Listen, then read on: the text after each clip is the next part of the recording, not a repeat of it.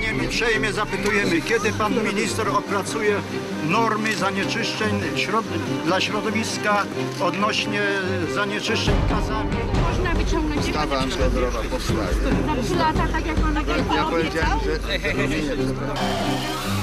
Could you please tell us what are your concerns? Pierwszy problem to jest koncentracja przemysłu szkodliwego dla środowiska, a więc przemysłowe fermy tuczu, zakłady utylizacyjne. Ja chcę czyste powietrze, żeby nie śmierdziało, żeby moja wnusia żyła w czystym powietrzu, zdrowo, tak? Żeby mogła żyć naprawdę zgodnie z przyrodą.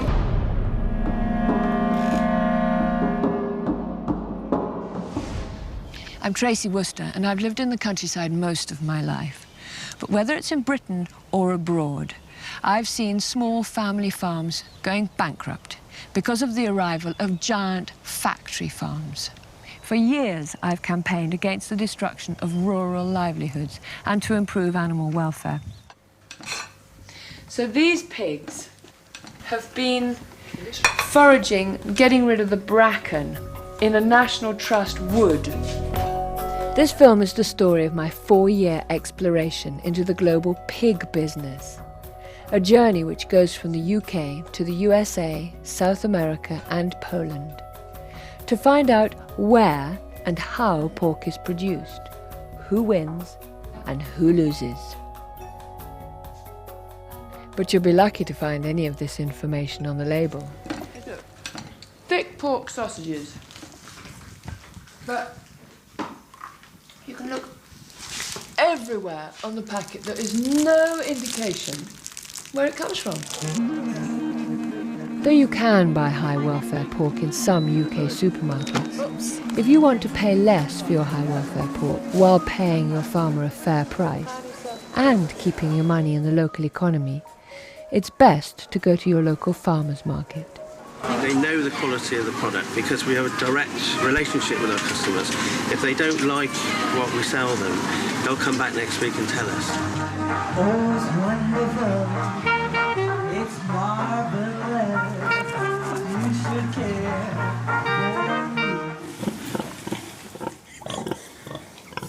For stallholder Mike King, the secret of producing top-quality pork lies in the humane treatment of his animals. I think pigs, they're such intelligent, sort of inquisitive animals. They need to be active all day long, searching for roots and grubs and things like that. Whereas pigs in concrete boxes, they've got nothing to do all day long. They're totally bored. It's one of the reasons why I left that more intensive farming and decided to keep them like this.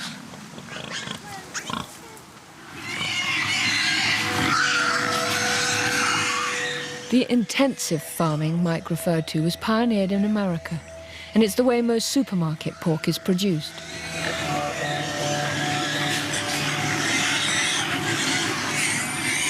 Early in my inquiry, I met up with veteran animal welfare campaigner Tom Garrett, who's opposed intensive livestock production ever since it began. What we have, I think, is the application of industrial systems that were designed to build cars and build machines to living creatures. It's infinitely cruel in my mind, and no civilized society, whatever civilized society means, ought to countenance it. Sows, for example, are subjected to confinement in a very narrow cage, so narrow they can't even turn around during gestation.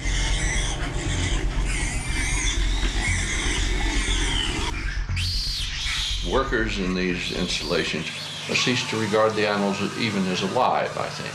They become habituated to cruelty, and eventually they become genuinely brutalized. I believe such cruelty happens when pigs are seen not as animals, but as an industrial raw material. But the more I've looked into industrial farming, the more I've come to believe that it's bad for our food, our health, and the livelihoods of rural communities. America's industrial pig farmers copied the chicken industry by cramming thousands of animals into a confined space. There are sometimes as many as 10,000 pigs in buildings like this, their waste dropping through a slatted floor. One of the workers I met told me what it was like working there. Y trabaja uno 12 días y descansa 2. Pues lo que me ha afectado son los ojos y luego pues a veces quiere dar vómito. Eso es todo lo que a mí me ha... Over the years, scientists have studied the effect of working in these installations and have found again and again that they can damage workers' health. One man who studied the scientific literature is Dr. David Wallinger. The risks that have been most studied are definitely the risk to people working inside the facility. And there is an extensive amount of science that really goes into some detail about how a pretty large percentage of the people working in these facilities, whether it's hogs or chickens, will come down with chronic sinus infections, asthma, bronchitis, and other respiratory diseases that are related to this mixture that they're breathing in.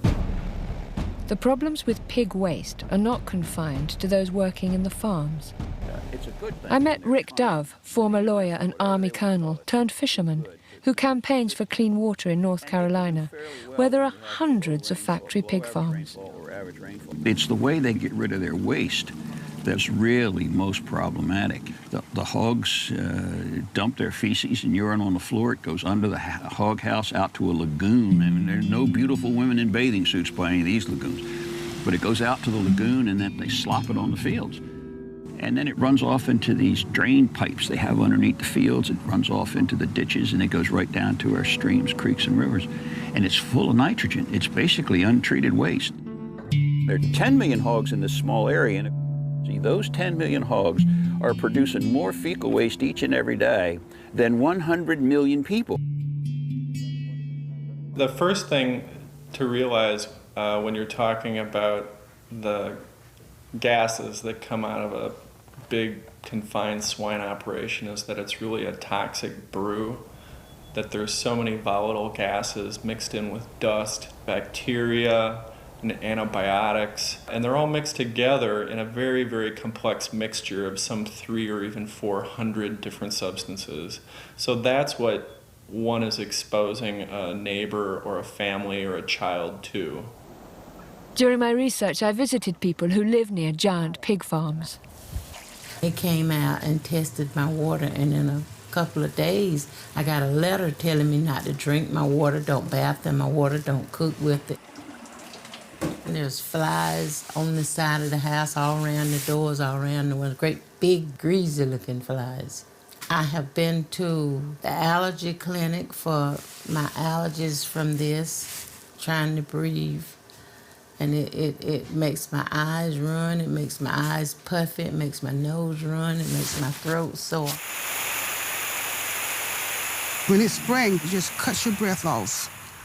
And you get like phlegm in your throat, your eyes start running, you know, and you just get a headache, you know, and you just really almost, I guess, just get angry because you can't breathe. In 2003, when the US government introduced new controls on spraying pig waste, it was estimated that 80% of the farms in the USA at the time were in breach of the new regulations. And in 2004, a scientific study found that many older lagoons in North Carolina were leaking waste and contaminating the water table. Throughout the 1990s, small farmers in America campaigned against the growth of big farms. Food has become a major profit-generating commodity and has spread onto a global playing field where food producers, workers, and consumers are reduced to pawns, manipulated by giant corporations. During the 1990s, large-scale meat processors bought up livestock farms. This vertical integration allowed the corporations to control the whole process from farming and slaughtering to packaging. The factory farms were now the main buyers of pigs. And as the price paid for pigs fell, many small farmers went bust. One survivor was Paul Sobocinski. They wanted to control the market, and they wanted to control about how livestock production was going to be raised, and they wanted to take more of the profits from production agriculture, take the profits the farmers made as independent producers and put them in their pocket. My tipping point, I think, was when I saw hogs go down to $8 a hundredweight in this country, worse than the Depression in the 1930s. And I saw that that pain I saw that happen to farmers, that I knew that we had to fight back, that we had to stand up, or they were just going to roll over and take democracy, our freedom. Why is it when people are in bondage to their government, it is called tyranny? But when the oppressor is a multinational corporation, it is called efficiency. Of all the pork companies, Smithfield Foods of America is the world's largest. It processes 27 million pigs a year.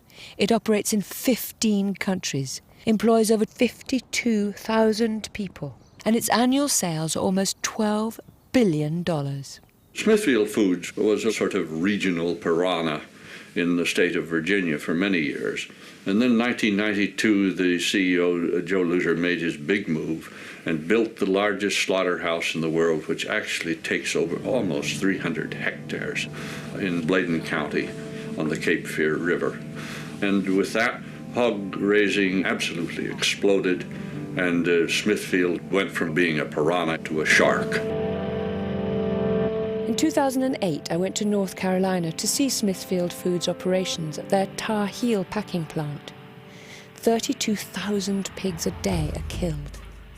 It's a noisy, dangerous place to work. The workers have to work under extreme colds, extreme heats for long periods of time, working on the line with knives and equipment, and a lot of them are getting hurt. You know, I mean, recently, just last week, a worker had his arm ripped off. We have people that are getting their fingers amputated by the machinery and the knives and stuff. The company has targeted the immigrant workforce because they understand that many may be undocumented and may be afraid to speak up when they're being violated, and when the company is, abusing them and stuff. So, to them, that's a perfect workforce. Workers that'll stay quiet and just do what they're told and, work under any conditions. Opposition from farmers and environmentalists to the growth of factory farming had some small victories. In 2001, North Carolina banned processors from buying livestock farms, and also banned new-build factory farms from installing the lagoon and spray system. Around this time, many agribusinesses started to look abroad. And a country to which Smithfield turned their attention was Poland, destined to join the European Union, and a country where land and former state farms were relatively cheap, labour costs low, and regulations light. In Poland, Smithfield bought the former state-owned slaughterhouse, Animax, followed by 21 state farms. Its managing director explained why. We are in the farming business because we want to make money on it, and we believe that this has a great future. First of all, we are by far the biggest farmers in Poland. Secondly, we believe that Poland is a great opportunity for let's say, a foothold to get into the European market. In Poland, the arrival of big foreign factory farms coincided with a change in the law, which reclassified the definition of pig feces from sewage to fertilizer. This enabled the farms to use spraying techniques like this, common in America. Raczej skorzystali ci, co używają dużo tej gnojowicy. To jest, powiedzmy, jeden z negatywów rozwoju gospodarczego w Polsce. In 2003, Robert Kennedy Jr., nephew of the former US president, went to Poland to warn them of what he saw as the dangers of industrial pig farming. In 2001, he had filed a court case against Smithfield Foods, alleging that they'd broken environmental laws in North Carolina. He obtained a settlement in which Smithfield agreed to enhance environmental protections at 260 hog production facilities. I feel the responsibility to come here and warn Poland that they're going to try to get away with something in Poland that people in the United States now recognize is a catastrophe. The arrival of factory farming in Poland was controversial. The Polish Senate's Agricultural and Environmental Committee held a hearing to investigate it. They invited evidence from both Kennedy and from Smithfield. Adopting the Polish system of production to meet these challenges requires capital inputs for the upgrade and modernization of both farms and plants. 20 years ago, there were 27,500 independent hog farmers in the state of North Carolina. Today, they've been completely replaced by 2,200 hog factories, 1,600 of them either owned or operated by Smithfield Foods. Smithfield controls 85% of the hog production in the state. And every factory that's built gets rid of 10 traditional family farmers and replaces those jobs with 2 or 3 minimum wage jobs to workers who work in the plants. These facilities sicken the people who live downwind. Neighbors complain that they can no longer hang their laundry or sit on their porch during the summertime or plow their fields without becoming sick. There's now a moratorium on the construction of hog lagoons in the state of North Carolina. So here is a company that is coming to Poland and promising to modernize agriculture in Poland with a system that has been banned in the place where it was invented.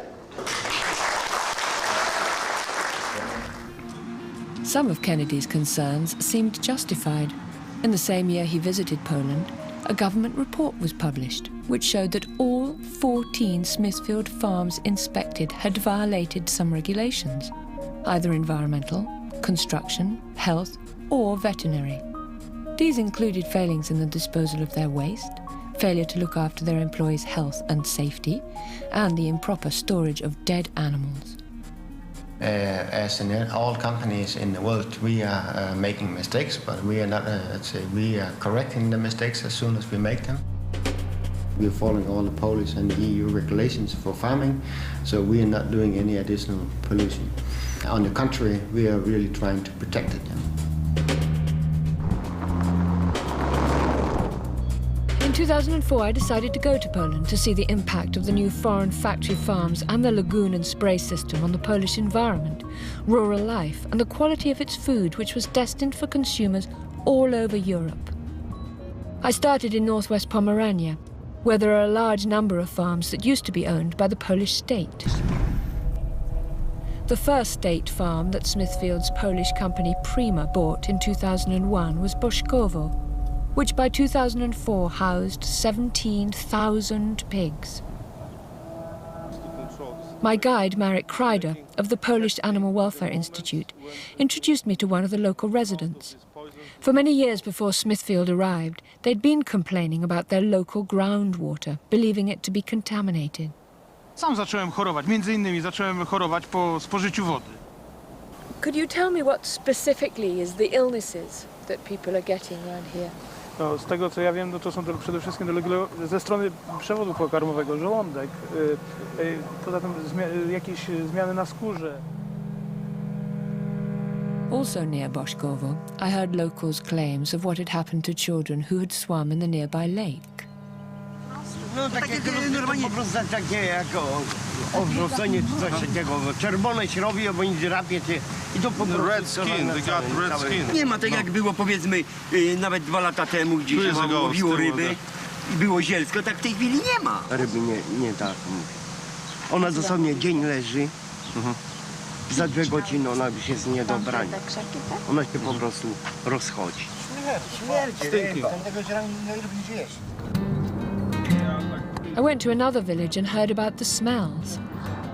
Here, another former state farm has been converted into a giant hog factory with 20,000 pigs on the fringes of a village.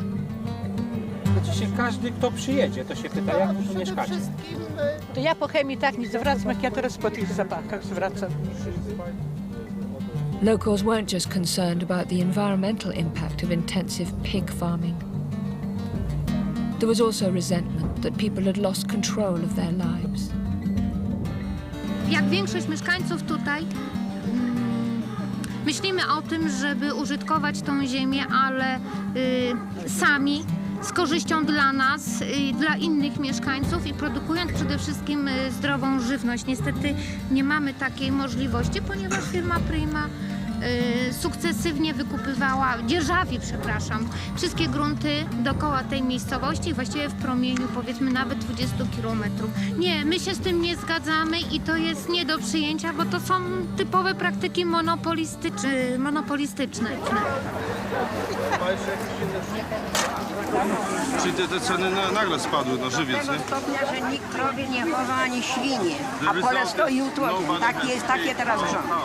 To jeszcze, my to jeszcze, ale teraz te nasze dzieci, to nie wiem co będzie. What will happen without children? Roboty nie ma nigdzie. No job. Wszystko bezrobocie i te dzieci chodzą, muszą kraść. No, wszystko chodzi, roboty nie ma nigdzie. Zapowiada się taka bieda, że będzie złodziej na złodziejuje. Okay. By now I wanted to see inside one of the factory farms. One person and no camera. Okay, why don't you want the camera there?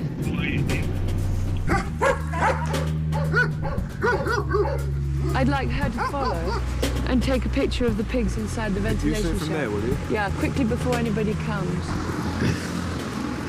Unable to get an authorized picture of conditions inside any of Smithfield's Polish farms, a broken air vent was an inviting opportunity.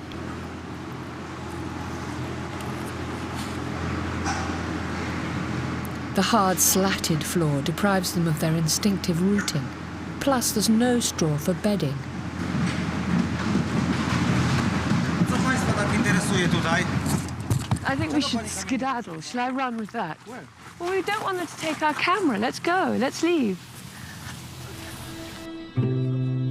Though I wasn't able to film inside a factory farm, after a tip-off, in 2005, an undercover team from Compassion in World Farming filmed at a Smithfield farm, showing what was in the stinking cesspit they called a lagoon.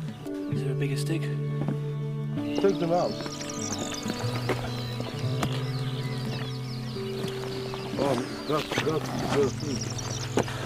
Smithfield responded to these pictures by saying it was physically impossible for dead pigs to get into the lagoon, and they would never tolerate disposing of them in this way. And they also claim that local officials, after an investigation, concluded that the pigs found did not come from their farm. Later in the same year, another team from Compassion in World Farming managed to get inside one of Smithfield's farms at the village of Wiskowice.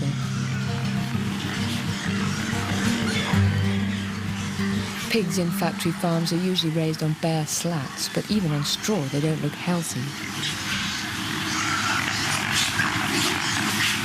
Some really lame ones in there as well.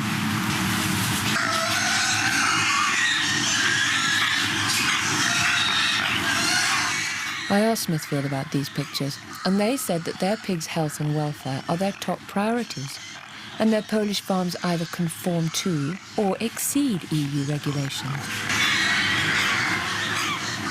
Although I've asked them twice, with regard to these particular pictures, they say that the allegations and the events described are absolutely false. Alicia Samley's farm has been in her family for generations. Nasza produkcja świń nie będzie się opłacała, dlatego że powstawają duże fermy i one produkują bardzo dużo świń. W krótkim czasie mają pasze z różnymi dodatkami, dlatego świnie rosną krótko, nasze rosną pół roku i dlatego nie będzie się opłacać. Jak będą ceny spadać coraz niżej, to produkcja w ogóle nie będzie opłacalna. To właśnie się nie podoba, bo duże gospodarstwa mają im więcej hektarów, tym więcej dopłat.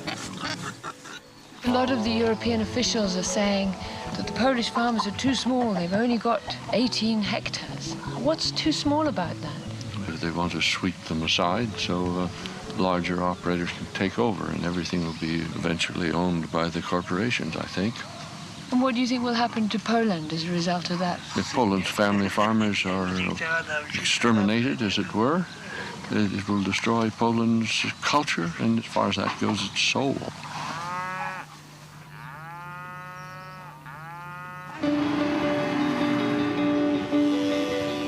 So it seems that economic development is not being determined by the needs of people, but by the need for companies to grow and compete in the global market. And believe it or not, you and I are helping to fund this. The European Bank for Reconstruction and Development, which is funded by governments, lent Smithfield $25 million to facilitate another 75 million from private banks. Smithfield benefited from a $100 million loan that was organized by the European Bank for Reconstruction Development. This is taxpayers' money that's being applied to the expansion of Smithfield. We have a mandate, and this mandate is to promote transition in the former communist countries. We are not driven only by financial profit, but because we are driven by trying to set the way, basically trying to have a catalyst effect. And in that way, bring along with us then the private banks. The whole mission of the European Bank has been to industrialize Central and Eastern European agriculture, no question about that, and that has the effect of pushing out small farmers and independent farmers, and also the effect of opening it up to take over by foreign corporations. So the European Bank for Reconstruction and Development has government officials from 60 countries on its board. So it sets the development pattern. But for who? For you and I, the electorate, the consumer, or for giant corporations and the private banks that invest in them? I moim zdaniem to jest również przejaw pewnej nieuczciwej konkurencji w stosunkach międzynarodowych. Polscy rolnicy produkujący żywność znacznie wyższej jakości, lepsze, mają o wiele większe problemy i trudności z dostępem do łatwych, tanich kredytów na rozwój swoich gospodarstw, czyli tu konkurencja nie jest równoprawna. Śmiem twierdzić, że ta konkurencja jest konkurencją zaburzoną. I wanted to find out who's driving this economic ideology which promotes big business at the expense of small farms. So I went to see economist Bernard Lietaer, a former central banker and successful currency trader, now a university professor. The financial institutions are running the show. The governments are all indebted to them. In the United States, a third of all contributions to political campaigns are done by the financial institutions. So there's no chance that they will change the rules of the game. I would compare the money system as a ring that we put through our nose, and it leads us where it wants to go. We forgot that we created the ring and that we put it there. So this taxpayer-funded restructuring and modernization effectively means the end to family farming, which produces good animal husbandry, good quality food, satisfying work, and protects the environment. When I revisited Bolesław's Grodziec, he explained how powerless he felt in the face of the advance of industrial agriculture. My nie mamy żadnego wpływu na to, że ta firma nam szkodzi. Nawet na dobrą sprawę nie mamy gdzie się poskarżyć, że ta firma robi nam krzywdę. No, a to wynika tylko z tego, że ta firma jest duża, że jest ogromna. Gdyby ona była mniejsza, pewnie jej wpływy byłyby mniejsze. Właśnie to bardzo dobrze to powiedział. To jest ta ogromna korporacja, która gdzieś tam przyjechała. Dla nas to jest dosłownie, to jest inwazja. No. To jest pająk, który siedzi na całej kuli ziemskiej. Widać, w jaki sposób, czym jest ta globalizacja. To jest coś ogromnego, które wysysa soki z tej ziemi, z ludzi. To jest taki ogromny pająk, pasożyt taki, który żeruje tutaj na nas. In 2008, Polish farmers were on the streets again.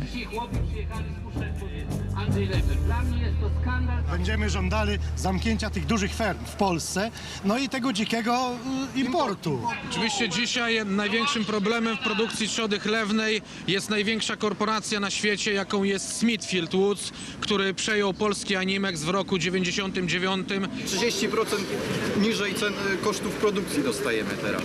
Czyli dokładamy z własnych kieszeni, żeby sprzedać, żeby utrzymać nasze rodziny, to musimy, nie wiem skąd, teraz musimy chyba jechać do Anglii albo do Irlandii, zarabiać, wszystko pozamykać. Nie wiem, czy pójdę na emeryturę, czy się powieszę, czy co zrobię, czy wyjadę. So-called cheap meat from factory farms has flooded every market in the EU. And Smithfield has ambitious distribution plans for the UK. In 2008, its webpage, using a bit of artistic license with a pig on grass, announced their aim to dominate, or in their own words, to be the preferred supplier to the UK retail and food service industry, To you and me, that's restaurants, schools, prisons, hospitals, etc. So I went to America to check out what Britain's supermarkets could look like. Smithfield, Smithfield, Smithfield, Smithfield. Loads and loads and loads of Smithfield food dominating the pork section. This is the Walmartization and commoditization of every product. Smithfield is producing these uniform cuts, which is what, Walmart wants it to do. And in the meantime, they're homogenizing and they're diminishing quality of life for everybody in this country. And I don't think it's good for America. It's not good for our food supply. It's not good for our food security. In 2006, I was refused permission to interview their chief executive, Joe Luter. However, to my delight, in 2008, they granted me an interview. Okay, so I'm just off to Smithfield to interview Dennis Tracy, who's their environmental waller, an attorney. Terrifying. They must absolutely loathe me, but I'm sure they'll be extremely polite, and they will reject every single thing that I say. Tracy was there. Hi, Dennis Tracy. How are you? Okay. Welcome to Smithfield. Let me tell you, I really appreciate you all coming here and talking to us. I mean, I know that you may not agree with what we do, but we really take pride in what we think we're doing, and I appreciate you giving us the shot to at least talk to you about it. If you've got 10 million pigs, and the research that I did, and you could question this, but that they defecate 10 times more than a human being.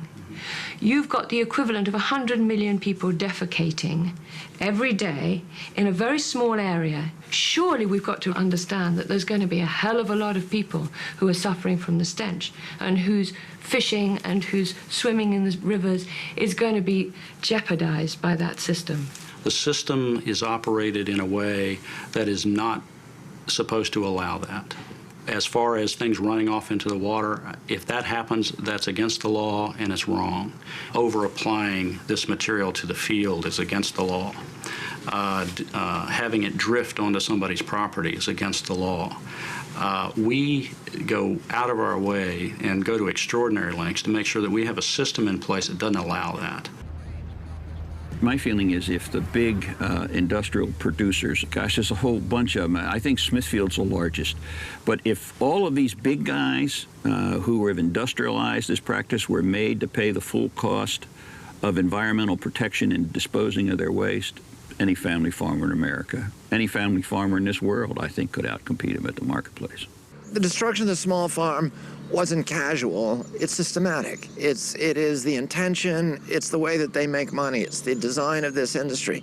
Once a company owns both the slaughterhouse and some of the farms, it destroys the capacity of the farmers to organize and to form those cooperatives. And ultimately, it's the end of the independence of farmers. And they're no longer what we call farmers in this country, they're what they call serfs in Europe. They are no longer in control of their own lives. You say that it's a natural progression that 20,000 independent farmers should go. Is it not related to the fact that you opened an enormous slaughterhouse and therefore could decide who you buy your pigs from? Well, you can argue that, certainly. I think the common misconception that a lot of folks have is that companies like Smithfield go into our conference room and have a big discussion about how we're going to dominate the market and run people out of business and then sell our wares to the marketplace, and that just isn't so. We are responding to what our customers ask for, which is large quantities of meat products in a very short period of time, and they want it. And they want it in a particular cut, in a particular fashion. You're talking about the retail outlets. That's your customer. Yes, not the consumer. No. I'm talking about the customer, either the grocery store or the restaurant, whoever it may be. Smithfield is one of the biggest food companies in America, and like many big companies, is a regular contributor to politicians in the states where it operates. You said that you're not trying to interfere with politics. And yet, you seem to give a lot of money to politicians who support your position. And they've changed the law to suit the pig industry's position. Political contributions are not common. They are the way of life in American government. It's part of the American system, which is know your representative, make sure your representative knows not only you and your family, but your company and your business, so that as they make decisions, they're aware of the impact of the decisions they're making may have on that company or that community or that person.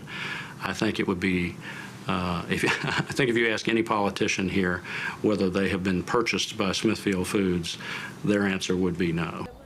One of the few members of Congress whose positions are not tainted by the influence of corporate money is Dennis Kucinich. The problem with the American democratic system at the moment is that there's overwhelming corporate influence. It influences almost every decision made in Washington.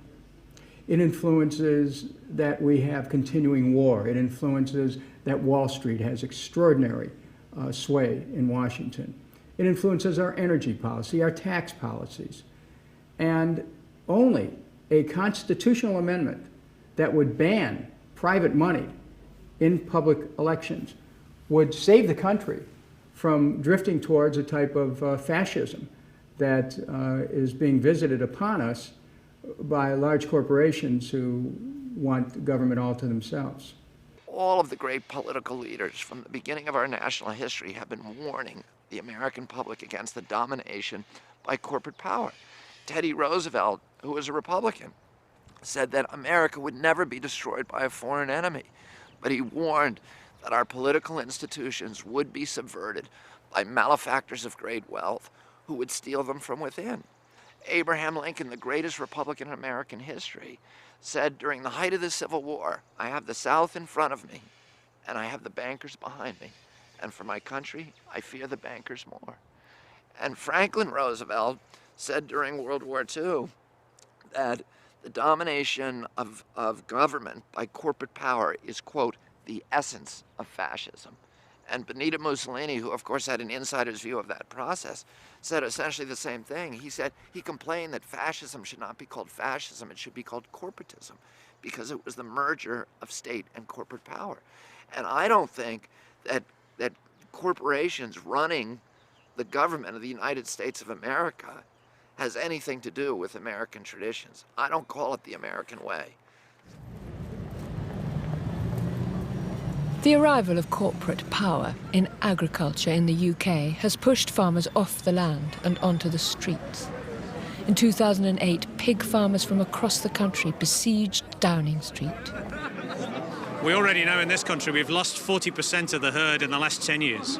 And I think if this continues and we don't get support, particularly from the supermarkets, then we're going to see another drop of equal proportions, maybe more. As our production's gone down, imports have gone up. And we know from all the work that we've done that 70% of those imports would be illegal to produce in the UK on the grounds of animal welfare. In most EU countries, it's legal to keep pregnant sows permanently in stores like these, although they've been banned in the UK. How can they possibly sanction pork to come into this country reared on lesser welfare standards than they force us to do? How can that be right? At the Oxford Farming Conference, I spoke to David Cameron, who, when in opposition, seemed to think it was possible to protect our farmers. Yes, we should be an open, global, free trading economy. That's what Britain has always been. But it should be on the basis of rules. And I made the particular point about animal welfare, that just as we don't accept cars that aren't meeting our emission standards, so we shouldn't accept food that doesn't meet welfare standards.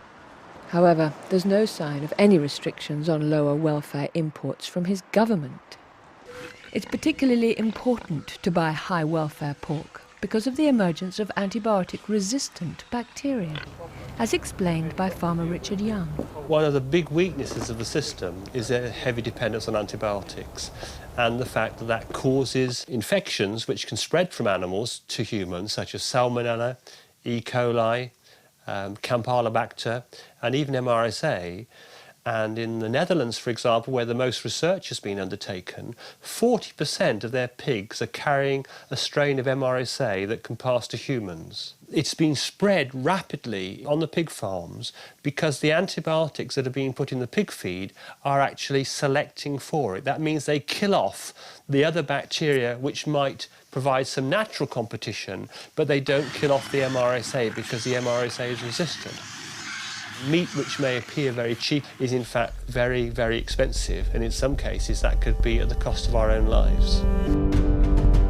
We haven't had a new type of antibiotic, a new class of antibiotics for more than a decade now, and it's very difficult to see that we're going to find new antibiotics that would have the same effect as ones that we've had in the past, such as penicillin, which has saved millions of lives down the years.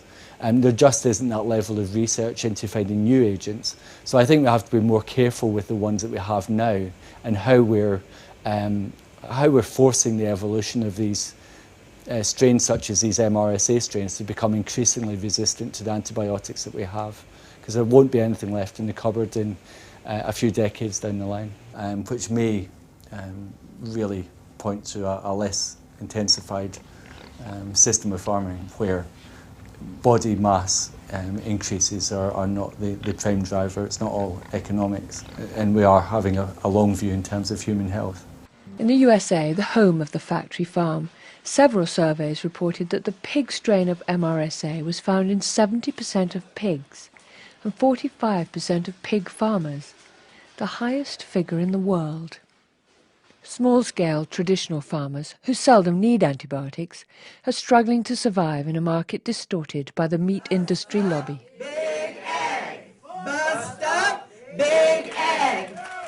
A handful of multinational corporations like Cargill, Monsanto, and Walmart have run roughshod over the American people for too long, determining what we can buy and dictating how farmers can produce it.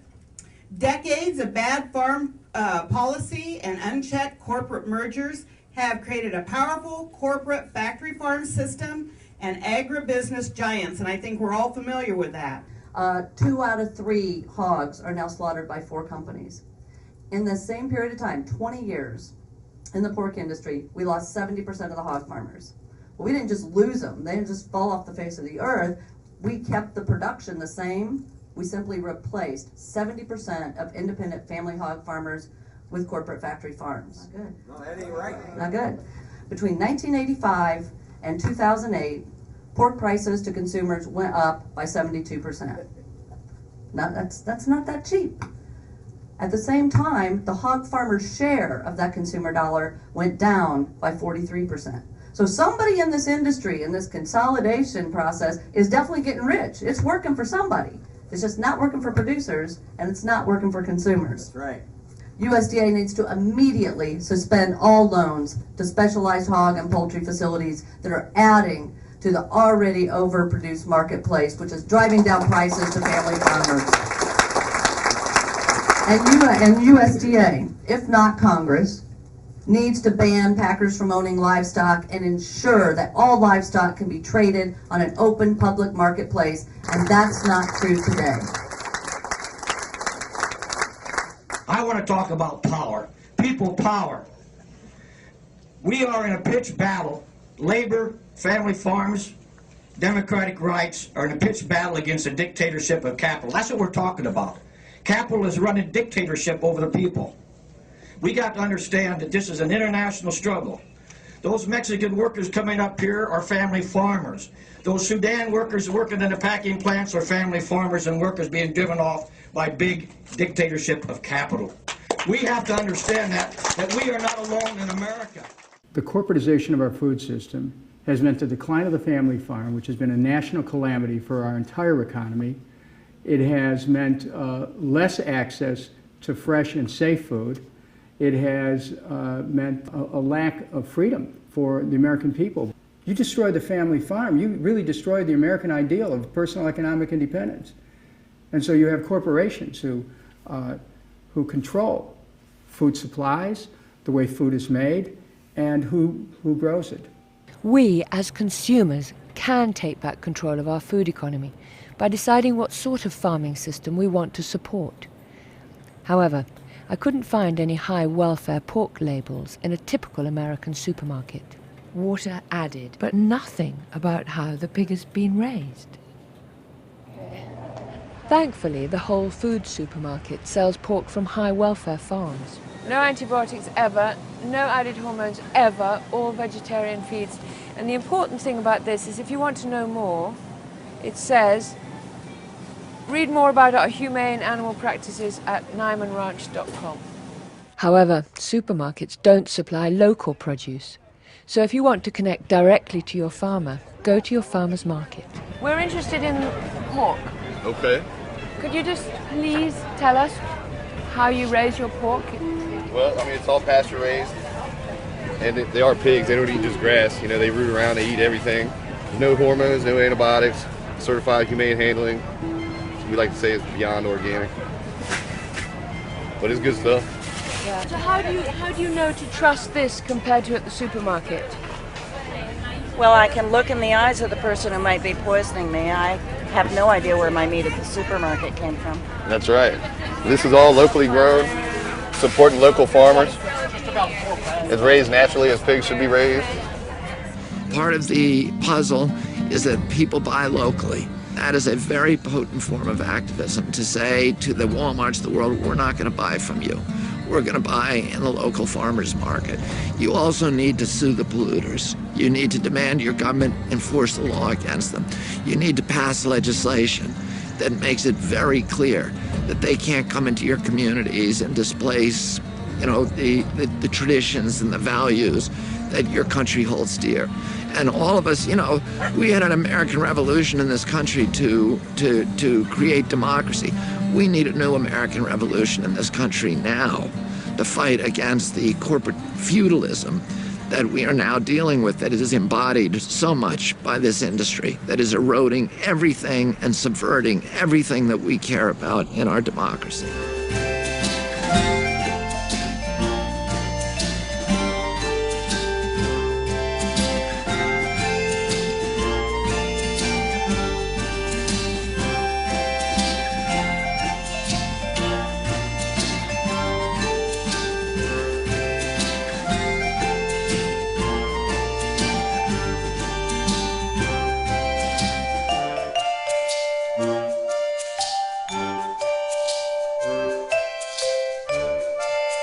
Yeah.